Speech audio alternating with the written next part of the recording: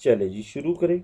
तो हमारे पास जो टॉपिक है वो है आइसोथर्मल प्रोसेस। ये टॉपिक बहुत अच्छा है और आपको बहुत एहतियात से इसको चलाना है।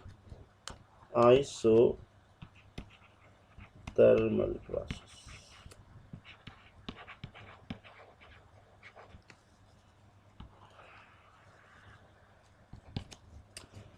आइसो का लफ्जी मतलब है सेम, थर्मल का मतलब टेम्परेचर, यानी एक ऐसा प्रोसेस जिसके अंदर क्या हो, जिसके अंदर टेम्परेचर कांस्टेंट हो। क्या हो? Temperature constant. जब टेम्परेचर कांस्टेंट हो तो टेम्परेचर का जो डिफरेंस होगा ना बेटा, वो होगा ज़ीरो। तो ये तो सबसे पहले मेरे बच्चे को मालूम होना चाहिए। अब इसके बाद ही एसेंशियल कंडीशन क्या होगा बेटा? एसेंशियल, एसेंशियल यानी जो ज़रूरी है। एसेंशियल कंडीशन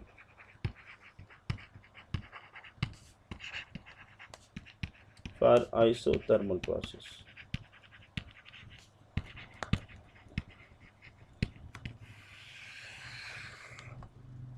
सबसे पहला कंडीशन क्या है कि जो सिस्टम हम कंसिडर करेंगे उनके जो वाल्स होंगे ना, जो दीवारें हैं, वो परफेक्टली कंडक्टिंग होनी चाहिए।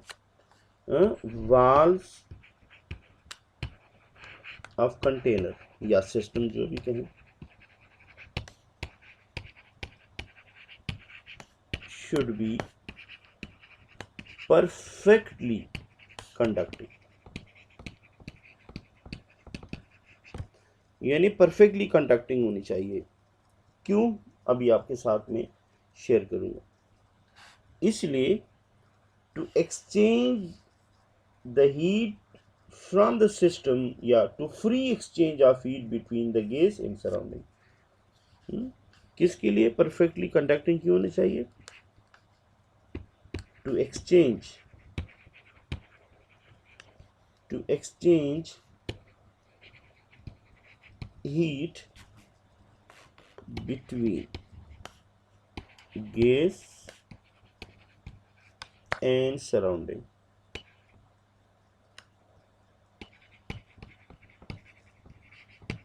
बस ये मकसद होना चाहिए, ये परफेक्टली उसके लिए। नंबर दो, एक्सपेंशन और कंप्रेशन दोनों प्रोसेस इतने स्लो होनी चाहिए कि सिस्टम को एक ख़ास वक्त मिले इस इंटरचेंजिंग ऑफ हीट को। तो हम कहते हैं कि the process of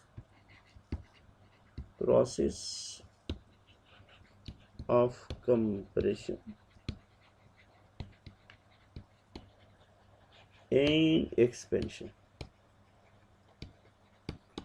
should be very slow. बता दिया मैंने क्यों, ताकि एक्सचेंजिंग में उसको प्रॉब्लम ना हो। वरना अगर आप सडनली उसको जो है एक्सपेंड कर दें तो वो अंदर हीट ड्रॉप हो जाएगी, ठीक है, टेम्परेचर कम हो जाएगा। तो हम तो ये चाहते नहीं है ना भाई, हम तो चाहते हैं टेम्परेचर कांस्टेंट रहे, टेम्परेचर में कोई तब्दीली ना हो। ठीक हो गया? ये दो बातें जो है ये बहुत ज़रूरी है, क्योंकि ये दोनों कंडीशन 100% कहीं पर हमें मिल नहीं सकते। तो इसका मतलब ये है कि परफेक्टली आइसोथर्मल प्रोसेस तो एग्जिस्ट नहीं करता, लेकिन एक नियरेस्ट अप्रोच जो है हम चला सकते हैं। ठीक हो गया? ये एसेंशियल कंडीशन का एमसीक्यूज पे आ सकता है और आपको ये सारी बातें याद होनी चाहिए। एक तो प्रोसेसिंग बड़ी स्लो होनी चाहिए, और नंबर दो जो उनके वाल्व्स हैं वो सराउंडिंग और एक गैस के दरमियान जो हीट एक्सचेंज है उसके लिए जो है हम बनाते हैं परफेक्टली कंडक्टिंग। ठीक होगी जी? तो ये दो बातें आप याद रखें। This is basically essential condition for the isothermal process. आइए अब हम ज़रा आगे चलते हैं और इसका दूसरा पॉइंट नोट करते हैं। इसका जो दूसरा पॉइंट है वो है equation of state. Point number 2 है इक्वेशन ऑफ स्टेट।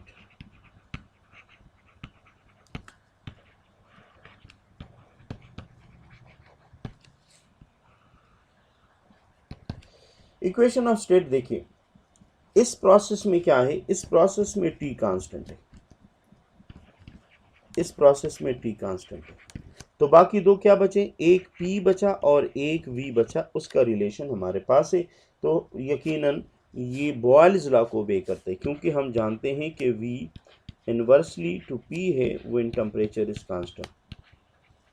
तो अगर मेरे बच्चों से कोई ये पूछे कि आइसोथर्मल प्रोसेस में जो है गैस लाज में कौन सी लॉ एप्लीकेबल है, तो उसका नाम है बॉयल्स लॉ। क्या नाम है उसका, बॉयल्स लॉ। ठीक हो गया। अच्छा जी, इसका जो अब इस पे एक एमसीक्यूज आपको बताऊंगा, बड़ा इंटरेस्टिंग एमसीक्यूज है, आपको मज़ा आ जाएगा। बॉयल्स लॉ जो है वो ओबे करता है, सॉरी, ये जो आइसोथर्मल प्रोसेस है इसमें हम ये लॉ जो है ओबे होता है, या आप यूँ कहें बॉयल्स लॉ इज ओबेड। ठीक हो गया। और इसका जो इक्वेशन है ये यकीनन मेरे बच्चों को पता है, वो है P is equal to constant. मैं अब आप लोगों को एक ग्राफ बना के दे रहा हूँ, ठीक है ना, ये जुमला याद रखें, इस पर एक दफ़ा एमसीक्यूज आया था। अगर मैं आपके सामने एक ग्राफ बनाऊं और इधर मैं ले लूं पी वी और यहाँ पे मैं ले लूं टी, सही है, या यहाँ मैं ले लूं वी और यहाँ ले लूं पी वी। ठीक हो गया। ये है आपका वी और इस एक्सिस पर वी है, यहाँ पी वी है, और मैं ये एक यूं लाइन लगा दूं, यानी यूं ये बना दूं, और आपसे मैं पूछूं कि बताएं ये जो ग्राफ है ये क्या शो करता है। ये क्या शो करता है, तो देखिए ये है the graph between P V and V. देखिए पी वी कांस्टेंट है या नहीं है, तो इसका मतलब है कि पी वी की जो भी वैल्यू है यहाँ पे, वो देखिए इस पूरी जगह पर है, बट वॉल्यूम इज चेंज है, वॉल्यूम चेंज हो रहा है, लेकिन पी और वी का जो रेशो है, यानी दोनों का जो प्रोडक्ट है वो कांस्टेंट है। ठीक है, तो ये आइसोथर्मल प्रोसेस को रिप्रेजेंट करता है, आइसोथर्मल प्रोसेस, ये याद रखिए। देखो हमें कहाँ से पता चला कि आइसोथर्मल प्रोसेस को बे करता है, ये देखो ना, ये पी वी कांस्टेंट है, तो हमने कहा कि जब पी वी कांस्टेंट होगा तो उसके लिए टेम्परेचर कांस्टेंट होना चाहिए। तो ये वॉल्यूम तो एक्सपेंड हो रहा है, लेकिन वॉल्यूम एक्सपेंड होने पर अंदर जो है वो टेम्परेचर चेंज नहीं हो रहा। ये बेसिकली कौन सा केस है आपको पता है, इसे कहते हैं free expansion case, free expansion case. Free expansion case में no change in internal energy and no change in volume में इजाफा होगा, सही है, वॉल्यूम में इजाफा होगा, लेकिन फ्री एक्सपेंशन में आइसोथर्मल एनर्जी या आइसोथर्मल प्रोसेस में जो टेम्परेचर है या इंटरनल एनर्जी है वो दोनों हमारे पास कांस्टेंट रहेंगे। तो ये याद रखिए, एक दफ़ा इस तरह का सवाल आ भी चुका है। आइए अब इसके एग्जाम्पल देखते हैं कि इसमें कौन कौन से एग्जाम्पल्स हैं। तो number 3, examples of isothermal process, example of isothermal process.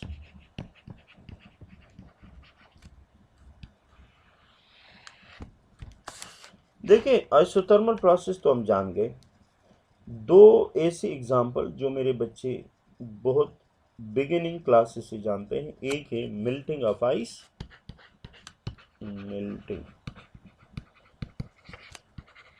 Melting of ice यानी एट 0 डिग्री, और दूसरा है बॉइलिंग ऑफ वाटर,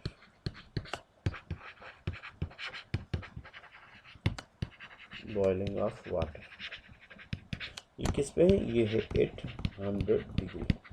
याद रखिए मेरे प्यारे बच्चों, जब भी स्टेट चेंज होता है, जब भी स्टेट चेंज होता है, मैटर का स्टेट चेंज होता है, तो उस दौरान मैं यहाँ आपको नोट करवा देता हूँ, when ever state is change, Remember, pressure as well as temperature both will remain constant. Pressure भी कांस्टेंट होगा और टेम्परेचर भी कांस्टेंट होगा. सो ये कॉमन एग्जांपल है हमारे प्रोसेस में जो मेरे बच्चों को याद होना चाहिए.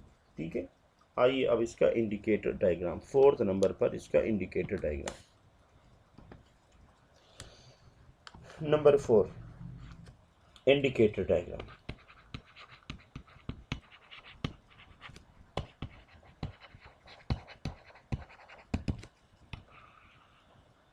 इंडिकेटर डायग्राम, क्योंकि पी वी कांस्टेंट है तो पी और वी जो है उसका जो ग्राफ बनेगा ना वो बनेगा रेक्टेंगुलर हाइपरबोला. ये आप ज़हन में याद रखें. यानी मैं लिखता हूं according to the isothermal process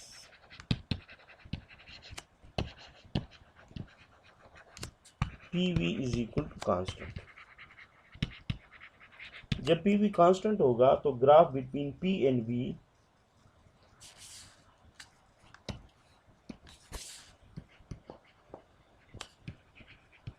then graph between P and V will be a part of rectangular hyperbola.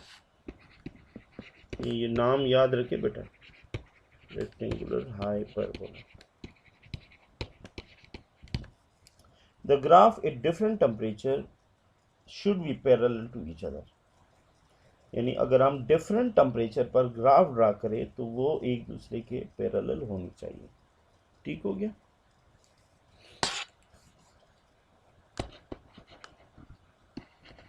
The graph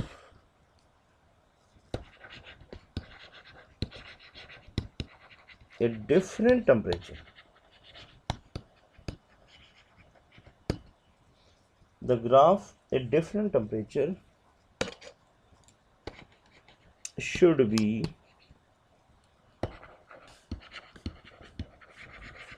parallel to each other. और उसे क्या कहते हैं, उसे कहते हैं आइसोथर्म्स इन कॉल्ड, उसे क्या कहेंगे, आइसोथर्म्स. अब मैं आपको एक ग्राफ बना के दे रहा हूं, आप तवज्जो के साथ देखें. ग्राफ बना रहा हूँ, ज़रा देखिए. ये मैंने बनाया एक, ये मेरे पास ये वॉल्यूम और ये है मेरे पास pressure. You it should be parallel to each other. ये होगा टेम्परेचर T1, ये होगा T2 और ये होगा T3. These are isotherms. ये रेक्टेंगुलर हाइपरबोला की शक्ल है. और या ये नोट करें, याद करें कि T1 जो है less than T2 and it should be less than T3. यानी इसका इसका इसका ये आप जब ड्रा करेंगे तो और दूसरी एक और मजे की बात, दो आइसोथर्म जो है वो कभी एक दूसरे को इंटरसेक्ट नहीं करेंगे. टू आइसोथर्म्स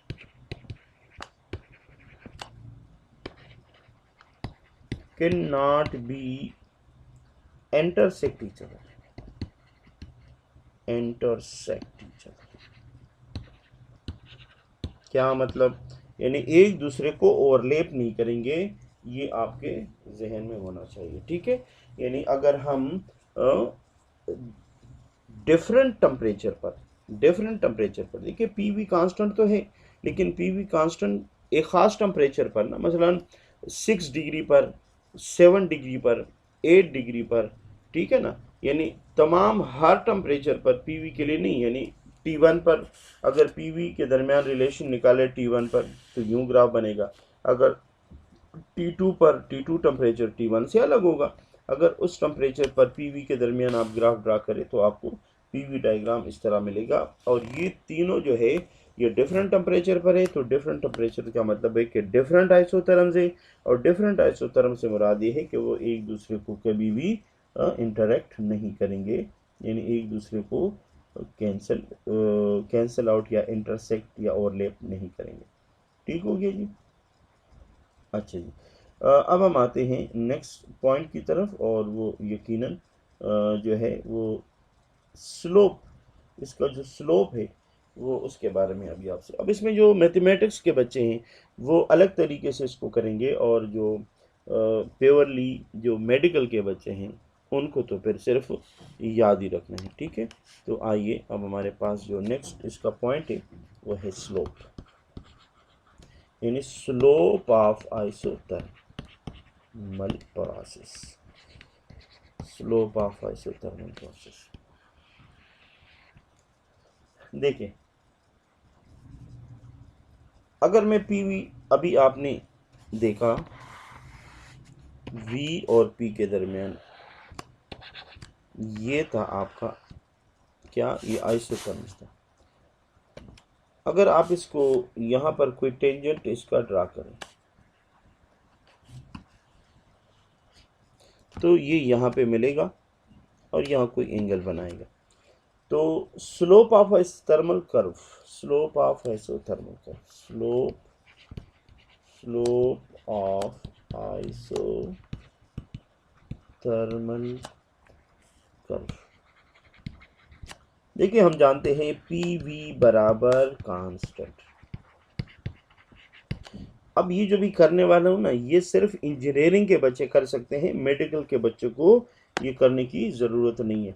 मैं क्या करता हूँ, मैं दोनों तरफ डिफ्रेंशिएट करता हूँ, दोनों तरफ डिफ्रेंशिएट करता हूँ। डिफ्रेंशिएट पर मैं प्रोडक्ट वाला फार्मूला लगाऊंगा। तो देखिए, पी छोड़ दिया, वी का डेरिवेटिव निकाला, प्लस वी छोड़ दिया और पी का डेरिवेटिव निकाल दिया, और कांस्टेंट का डेरिवेटिव क्या होता है, वो होता है 0। अब हम इसको यहाँ ट्रांसफर करते हैं, तो पी डी वी बराबर रहा माइनस वी डी पी।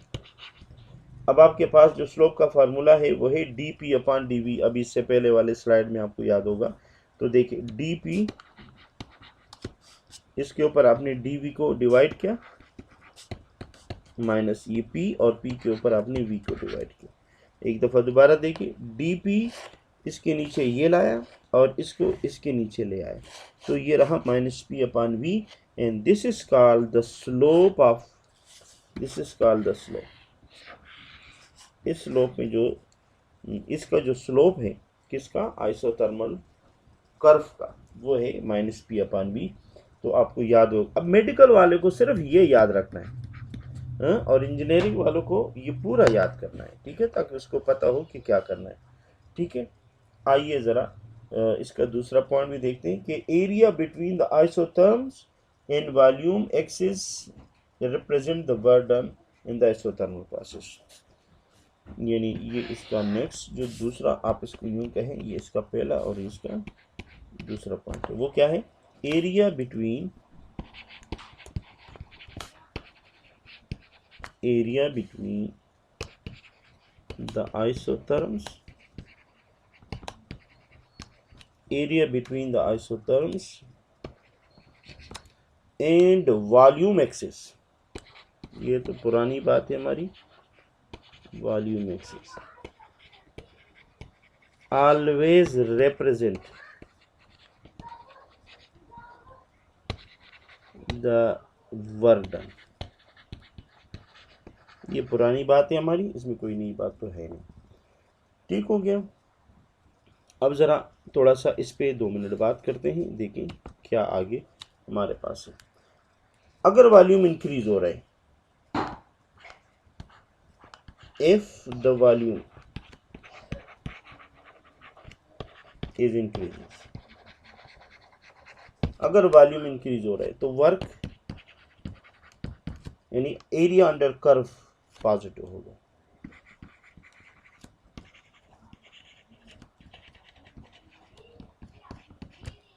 ठीक हो गया। और अगर वॉल्यूम डिक्रीज हो रहा है and F the volume is decreases, तो वर्क नेगेटिव है। ठीक हो गया, इसमें तो कोई मसला नहीं है ना। अगर वॉल्यूम इंक्रीज हो रहा है तो वर्क पॉजिटिव है, वॉल्यूम डिक्रीज हो रहा है तो वर्क नेगेटिव होगा। ठीक है, अब आते हैं इसकी स्पेसिफिक हीट। ये है पॉइंट नंबर 5।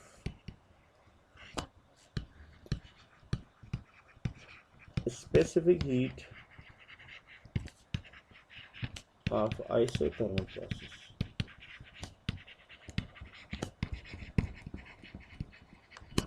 पहले स्पेसिफिक हीट का फार्मूला हमें याद हो, वो है Q अपान m डेल्टा टी। इसका मतलब ये हुआ कि चूंकि इसमें डेल्टा टी तो कांस्टेंट है, सॉरी डेल्टा टी तो ज़ीरो है, टेम्परेचर कांस्टेंट है, तो इसका मतलब है delta Q divided by m into zero. और यानी डेल्टा टी देखो ना, टेम्परेचर कांस्टेंट है तो उसका डेल्टा क्या होगा, ज़ीरो। इसका मतलब है कि किसी चीज़ को आप ज़ीरो से डिवाइड करेंगे तो क्या मिलेगा, इन्फिनिटी। तो मेरे बच्चों को याद होना चाहिए कि आइसोथर्मल प्रोसेस की जो स्पेसिफिक हीट है वो है इन्फिनिटी। डन। आगे चलिए पॉइंट नंबर 6, और वो है isothermal elasticity. Isothermal elasticity. Isothermal elasticity को हम ई थीटा से रिप्रेजेंट करते हैं, ई थीटा से रिप्रेजेंट करते हैं। और जनाब वो बराबर किसका होगा, ज़रा देखिए। इंजीनियरिंग के बच्चों को मैं बता सकता हूँ, मेडिकल का बच्चा डायरेक्ट जानता है। इंजीनियरिंग के बच्चों को अभी मैंने ये करवाया कि पी वी बराबर होता है कांस्टेंट के। अब दोनों तरफ मैं डेरिवेटिव लूँ तो ये प्रोडक्ट फार्मूले के मुताबिक पी छोड़ दिया, वी का डेरिवेटिव निकाला, प्लस फिर v छोड़ दिया और p का डेरिवेटिव निकाला, और कांस्टेंट का डेरिवेटिव ज़ीरो होता है। सो p dv बराबर रहा माइनस वी डी पी। और आप एक काम करें, यहाँ से आप p मालूम करें तो आ जाएगा minus V D P divided by D V, और ये v इसके नीचे लगा दो तो ये आ जाएगा D P divided by D V divided by V. और अगर आप इसको मेट्रिक की शक्ल में लिखना चाहें तो ये है डेल्टा पी, और ये रहा वही डेल्टा वी अपान वी जिसे हमने अभी बल्क मॉडुलस के नाम से याद किया था। याद है ना, ये वही डी है। आप इस तरह लिख सकते हैं, मैट्रिक में यूँ लिखते हैं, फर्स्ट ईयर में और सेकंड ईयर में हम इसको इस फॉर्म में लिखते हैं। तो अब मुझे एक बात बताइए कि इसमें, अच्छा इससे मुराद क्या है? इससे मुराद अगर आपने मेट्रिक क्लास की है तो इससे कहते थे हम स्ट्रेस, और ये था स्ट्रेन, लेकिन कौन सा, वॉल्यूमेट्रिक स्ट्रेन। ये है वॉल्यूमेट्रिक स्ट्रेन, और इसको रिप्रेजेंट करते हैं ई थीटा से।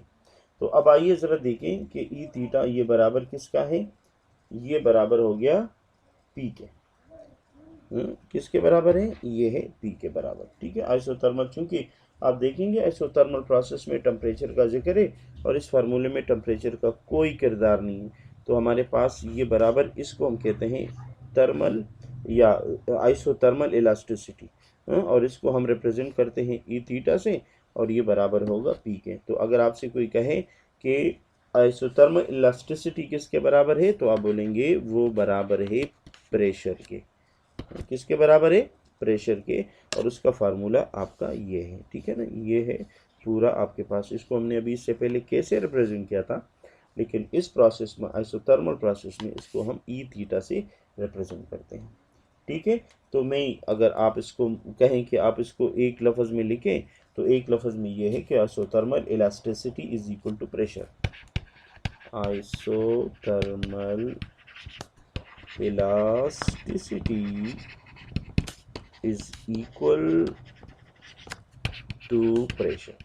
किसके बराबर है बेटा, ये प्रेशर के बराबर है। ठीक है, और आप जानते तो हैं कि वो प्रेशर किसके बराबर होता है, 1.01 एक्सपोनेंट 5 न्यूटन पर मीटर स्क्वायर, भूलना नहीं। आइसोथर्मल इलास्टिसिटी जो है वो प्रेशर के बराबर है, और उसकी वैल्यू कितनी है, 1.01 एक्सपोनेंट 5। मेरा ख्याल में आपको समझ में आना चाहिए। इसके बाद अब जो टॉपिक है ये स्पेशली मैथमेटिक्स वालों के लिए है, और मेडिकल वाले जो है वो सिर्फ इसको जहन में बिठाएं और बाकी जो है उस पर कुछ काम नहीं करे, बस फार्मूला याद होना चाहिए। हमारे पास अब जो टॉपिक है वो है work done in isothermal process.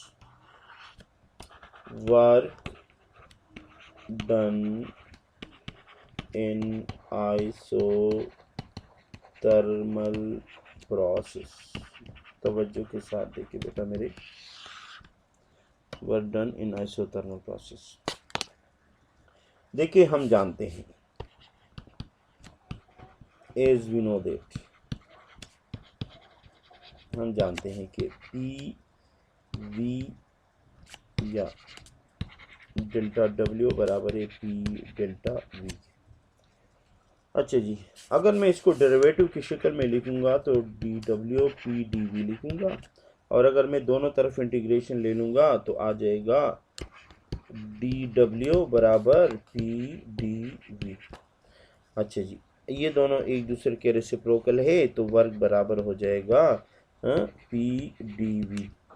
अब अगर मैं देखूं कि मेरे पास जो वॉल्यूम है वो V1 से V2 पे चला गया तो उस दौरान वर्क कितना होगा, तो फिर हम यहाँ पर P की जगह एक वैल्यू लगाएंगे और वो ये है, देखिए पी वी बराबर एन आर टी।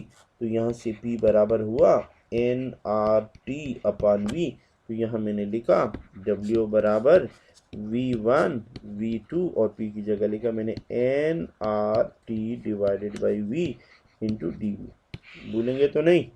हाँ जी, कोई नई बात इसमें नहीं है, बस पुरानी, अगर मैथमेटिक्स के आप 25 स्टूडेंट हैं तो परेशानी नहीं होनी चाहिए। अच्छा जी, देखिए एन आर टी कॉमन, क्यों, कांस्टेंट है तो बाहर निकालिए, तो ये रहा एन आर टी बाहर निकाला, ये रहा V1, ये रहा V2 और ये रहा 1/v इंटू डी वी। अब ज़रा मुझे एक बात बताइए कि अगर नीचे का ऊपर डेरिवेटिव मौजूद हो तो उसका फिर इंटीग्रेशन जो लेते हैं वो कैसे लेते हैं, लॉग लेते हैं या नहीं लेते? तो ये रहा W बराबर एन आर टी और ये रहा लॉग, इसका जो बेस है वो E है, याद रखिए, भूलना नहीं, और ये होगा आपके पास लॉग V, और ये जो है ना लिमिट लगाएंगे V1 और V2। अच्छा जी, लिमिट ख़त्म करने का, क्योंकि कांस्टेंट नहीं लगाएंगे जब लिमिट गिवन हो। अब इसको ख़त्म करने के लिए क्या करेंगे, पहले अपर वैल्यू फिर डाउनवर्ड वैल्यू, तो ये आ जाएगा वर्क बराबर रहा, हाँ जी, वर्क बराबर रहा एन आर टी, ये रहा लॉग बेस ई, और ये क्या होगा, ये रहा V2 minus V log the base E and V1। सही हो गया? अच्छा जी, अब ज़रा इसको थोड़ा सा और अच्छा बनाइए, एन आर टी और ये रहा log base E V2 divided by V1। हमारे पास लॉग की प्रॉपर्टी है ना ये तीसरी, कि माइनस को डिवाइड में प्लस को मल्टीप्लाई में हम कन्वर्ट कर सकते हैं, तो ये माइनस है तो उसको डिवाइड में हमने कन्वर्ट कर दिया। अच्छा जी, अब अगर मैं इस लॉग ई को लॉग 10 में लॉग 10 वाली वैल्यू में कन्वर्ट करना चाहूँ, ये बहुत ज़रूरी है, खासकर मैथ्स के बच्चे जानते हैं, मेडिकल वालों को ज़रूरत नहीं है। अगर मैं इस वैल्यू को, तवज्जो करें, अगर मैं इस वैल्यू को कन्वर्ट करना चाहूँ किस में, लॉग 10 में, तो इसकी जो वैल्यू है वो बनेगी 2.3, कैलकुलेटर से करके देखिए भाई 2.03, अब इसके बाद ये आ जाएगा लॉग ऑफ 10, ये रहा V2 अपान V1। तो अब इसको कांस्टेंट वैल्यू है तो इसको बाहर लिखें, N R T log base 10 और V2 अपान V1। तो आपके पास मेरे प्यारे बच्चों, आपको मैंने ये बताना है कि अगर आपसे कोई पूछे, ये सवाल आएगा, मेडिकल वालों के लिए नहीं आएगा, याद रखिए, मेडिकल वालों के लिए बस इतना ही है कि वर्क डन जो आइसोथर्मल प्रोसेस है वो कितना है, तो वो है डेल्टा डब्ल्यू बराबर पी डेल्टा वी। ये जो बाकी मैंने किया उसकी जो लास्ट एमसीक्यूज है, एक एमसीक्यूज है ये एमसीक्यूज, ये है इंजीनियरिंग वालों के लिए, और ये भी इंजीनियरिंग वालों के लिए। ये दो इक्वेशन मेरे बच्चों को याद होना चाहिए, कि work N R T log E V2 upon V1, और दूसरा है अगर लॉग ई को बेस कर दे इसमें। अच्छा, ये जो लॉग ई है ना, इसी को हम बाज़ औकात आप लोग जो है ना अपने उसमें एल बोलते हैं ना, एल, तो एल को एल लॉग में अगर कन्वर्ट करेंगे तो फिर आपको ये वैल्यूज़ उसके साथ लगानी पड़ेगी। ठीक हो गया? अब भूलेंगे तो नहीं? डन है। चलिए आइए देखते हैं इसका जो लास्ट पॉइंट है वो है फ्लोट इन आइसोथर्मल प्रोसेस।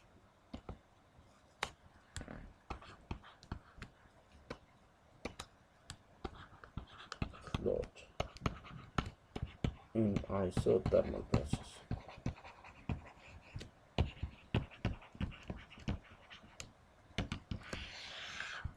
देखिए हम सब जानते हैं from first law of thermodynamics, delta Q बराबर है delta U plus delta W. क्योंकि टेम्परेचर कांस्टेंट है तो इंटरनल एनर्जी ने ज़ीरो ही होना है, तो उस दौरान आपके पास जो डेल्टा क्यू है वो बराबर होगा डेल्टा डब्ल्यू के। भूलेंगे नहीं, ये ज़ीरो है। क्यों? इंटरनल, जब टेम्परेचर एक जैसा है तो टेम्परेचर का इंटरनल एनर्जी के साथ रिलेशन है, इसका रिलेशन भी प्रेशर के साथ है। ठीक हो गया? तो इसका मतलब है कि डेल्टा क्यू बराबर डेल्टा डब्ल्यू। इससे हमें क्या समझ में आना चाहिए? Heat supplied in isothermal change is used to do work, यानी जो हीट आपने दी ना वो टोटल वर्क में, तो इसे कहते हैं कि the maximum work done in isothermal process. Isothermal process में सबसे ज़्यादा वर्क होता है। हाँ, आप भूलेंगे तो नहीं। यानी द मैक्सिमम वर्क डन किस प्रोसेस में होता है? तो इसी प्रोसेस में होता है, क्योंकि इसके अंदर इंटरनल एनर्जी में कोई हीट आप ऐड नहीं कर रहे हैं। ठीक हो गया? Maximum work is done in this process. Done हो गया। और इसी तरह हमारे पास अब एक जो टॉपिक है वो एडियाबेटिक प्रोसेस है, इंशाल्लाह वो कल के क्लास में करेंगे। मुझे उम्मीद है जो बच्चे मेरे साथ अब तक ज्वाइन रहे हैं तो यकीनन उनको तो अच्छा समझ में आना चाहिए। लेकिन अगर वो डिस्कनेक्ट हुए हैं और दोबारा वो कनेक्ट नहीं हो पाए तो इंशाल्लाह इसको मज़ीद हम इम्प्रूव करेंगे, ताकि आप दोबारा जो है वो कनेक्ट होना चाहें तो फिर दुश्वारी ना हो। या इसका एक स्पेसिफिक लिंक में देखता हूँ, ताकि वो अगर आप डिस्कनेक्ट भी हो जाएं तो आपके पास वो लिंक बरकरार रहे। ठीक है? लेकिन ये सारी चीज़ें जो है इसमें दुश्वारियाँ तो होगी, लेकिन आराम आराम से जो है हम इसमें जो है वो ग्रो करेंगे।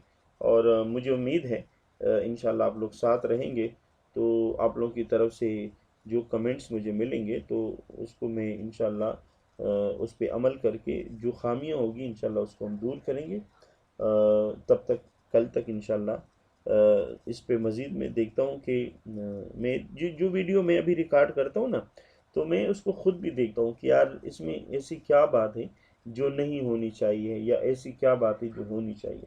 तो ये मेरे लिए भी एक प्रोसेस है, आप लोगों के लिए भी है। तो मेरा मकसद तो यही है कि आप लोगों को फ़ायदा हो, और डेफिनेटली आप लोगों का भी यही मकसद है कि आप लोग ये वीडियो देखकर आपको फ़ायदा मिले। तो इंशाल्लाह मुझे उम्मीद है कि अगर आप इस पर तवज्जो करेंगे तो आप सबको फ़ायदा मिलेगा।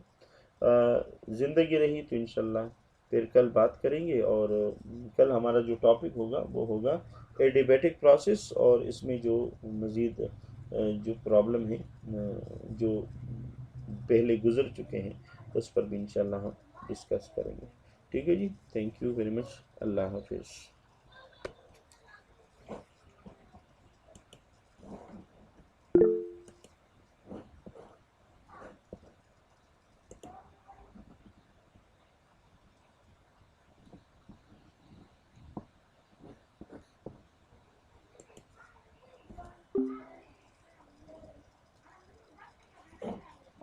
आ जाओ भाई, आ जाओ।